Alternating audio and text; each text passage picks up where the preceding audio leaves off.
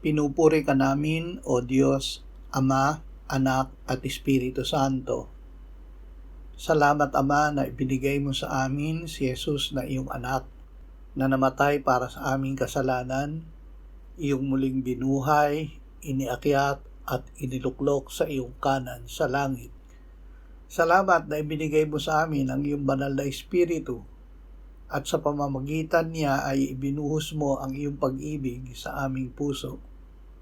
Ama, alisin mo ang aming ugali na matakot na lumapit sa iyo kung mulit-muli ay nagkakasala kami. Panginoong Hesus, mahigpit ang hawak mo sa amin, ngunit kami ay malimit na nakakabitiw sa iyong paghawak.